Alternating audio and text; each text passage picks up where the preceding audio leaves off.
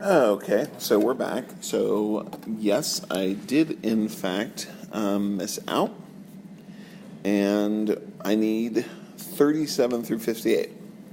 So, 37, these are kind of modifications or variations on the triangle angle sum theorem. Remember, the interior angles of a triangle always equal 180 degrees. So we know that those two right there are vertical angles. So we have, if it's 6x plus 8 on one vertical angle, it's 6x plus 8 on the other one. So now we have all three interior angles, so we want to set them up where their sum is 180 degrees.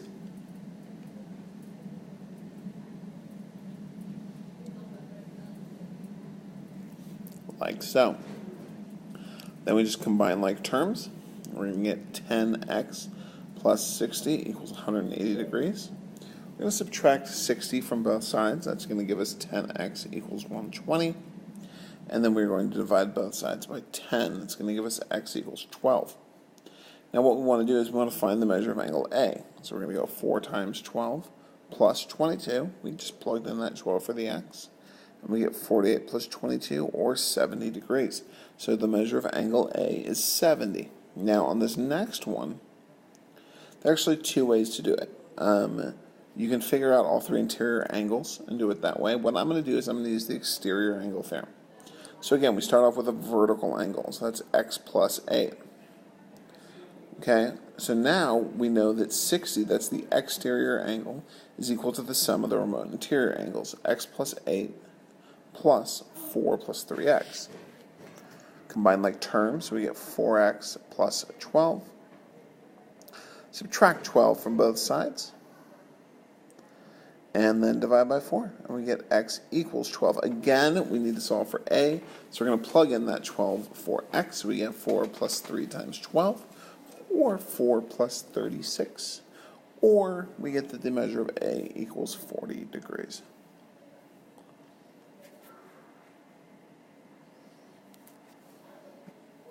(39) and 40, super easy, don't do them. Okay, so this one's tough. Now, a lot of the stuff that you guys have done or need to do here, you should have done in algebra. But you guys tend in general to forget. So, first things first, 5 points for graphing the line. It's in slope-intercept form, which means it gives us the slope and the y-intercept. Y-intercept is -5, slope is -3. Now notice what I did. Now normally with slope we go towards the right. So if it's a negative slope, we go down 3 over 1. Here we're going to run out of room. We can't go down to -8 over 1. But what we can do is go up 3, back 1. If we reverse both of them, we get the same place. So now, that's one. Now we need to find the equation of the line through that point we just put down. 3, -2. Now, there are a million, billion, trillion, infinite number of lines that go through that point. But we need one specific one, and that is the line that is perpendicular to that line we just drew. Okay, so we know that perpendicular lines have slopes which are opposite inverse. Okay, so if we have the slope is -3, we're going to switch that around, and we're going to get a positive 1/3. So we now have the point it goes through and the slope of the line. Well, to me, if we have a point and a slope, let's write it out in point-slope form. Point-slope form, y minus y1 equals m times x minus x1. We then plug in our x and our y. Notice that because our y is already a -2, it becomes y plus 2 equals 1/3 times x minus 3. Okay, so that's all you have to do. Okay, so that's the equation of the line. Now here's the tricky part. Find the point of intersection between the two lines. So we need to find that point. Now what I'm going to start off doing is I'm going to solve for y on that second equation I did, and I'll explain the reason behind that in just a second. So we distribute the 1/3, subtract 2 from both sides, and we get y equals 1/3 x minus 3. Now original line is still y equals -3x minus 5. Now, this then becomes a system of equations problem likely you had in algebra. Now for those two to have the same x and the same y, we can treat the y's the same. And we can set them equal to each other. So we're going to go negative 3x minus 5 equals 1/3 x minus 3. We're going to add 5 to both sides. We get negative 3x equals 1/3 x plus 2. We're then going to subtract 1/3 x from both sides. Now, a lot of you guys still have difficulty with adding and subtracting fractions. So what we want to do is we want to write that negative 3 as a fraction over 1, multiply it by 3 over 3, which is 1, and then we get negative 9 over 3. Notice that if I went negative 9 divided by 3, it's 3. Negative 3 divided by 1, also 3. So we haven't changed the value, we just changed how we wrote it. So we're then going to subtract another 1/3, 9/3 minus 1/3 is going to give us negative 10/3. So we get that negative 10/3 plus 2, or 10/3 x equals 2. Subtract or multiply by the inverse of the fraction, so negative 3/10. And we get negative 6 over 10, or more precisely, negative 3/5. Okay, so that's our x value. What we want to do now is go back, take that x value, and plug it into the equation. I'm going to use the y equals 1/3 x minus 3. So we multiply our x and our coefficient. Now notice I went 3 in this time,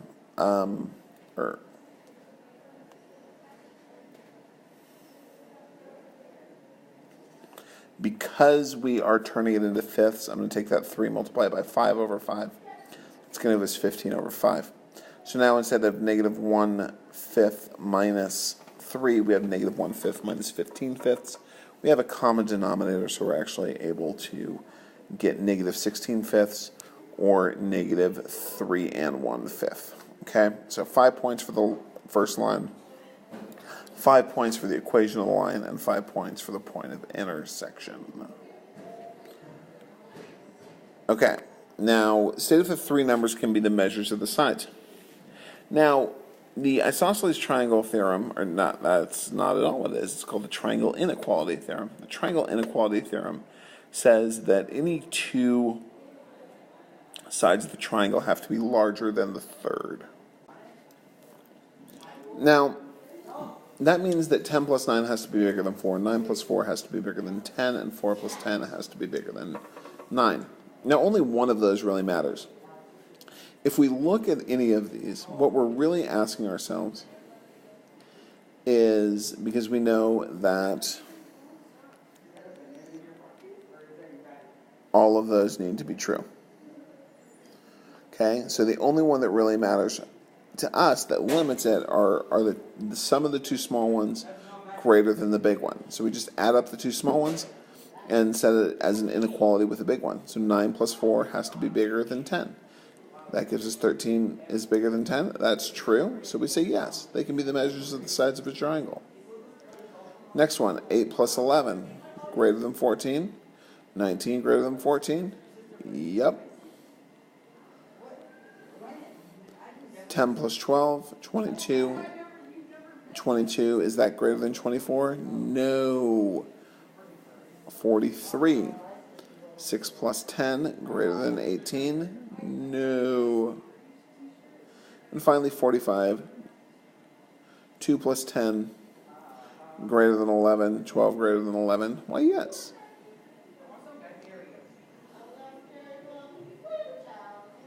So, notice that if it was like 6, 6, and 12, 6 plus 6 is 12. It has to be greater than. 12 is not greater than 12, so that wouldn't work.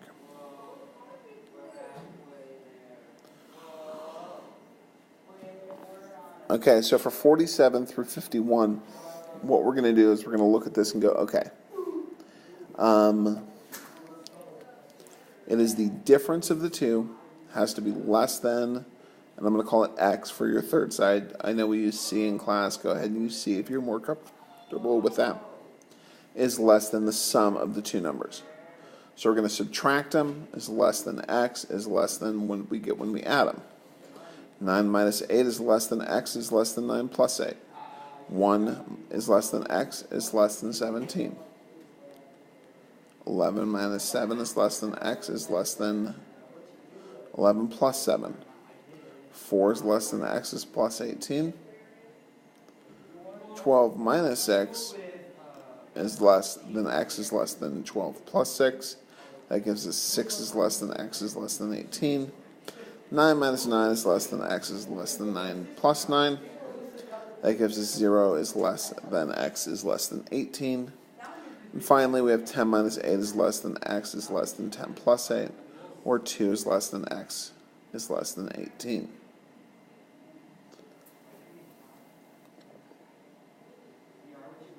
So 52.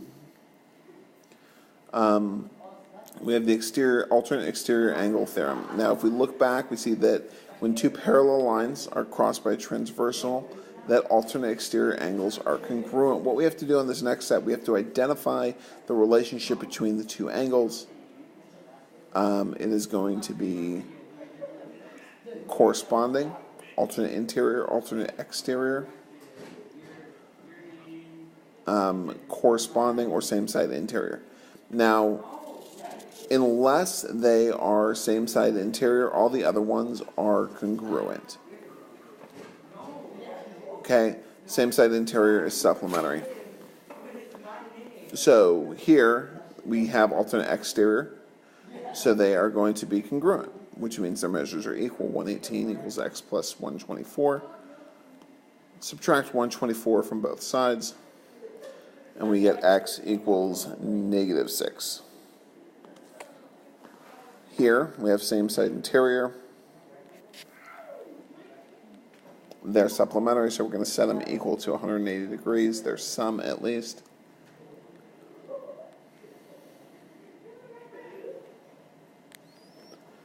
We then solve for x, and we get x equals 4. Okay. 54, same side interior again. So we're going to, that was not what I wanted to do. So we're going to set them equal to 180 because they're supplementary angles. X plus 74 plus x plus 114 equals 180 degrees.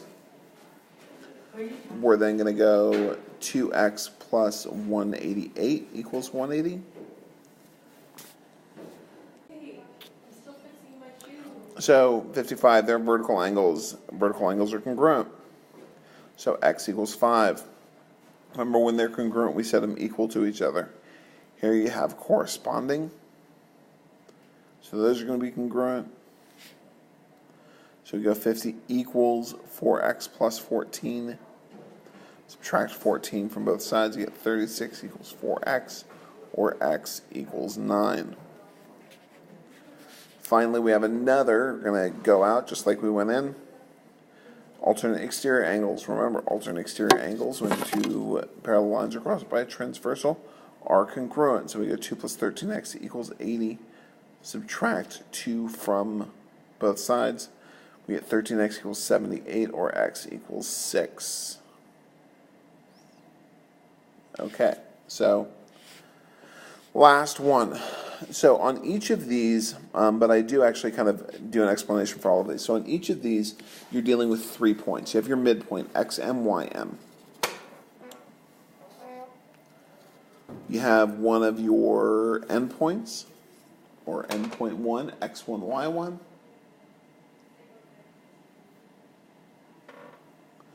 And you have your second x point, x2, y2.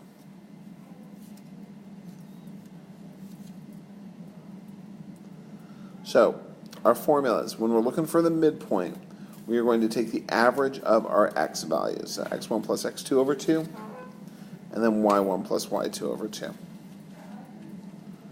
When we are looking for, and that's going to give us our midpoint, and this is how you're probably normally seeing it in books, x1 plus x2 over 2, y1 plus y2 over 2.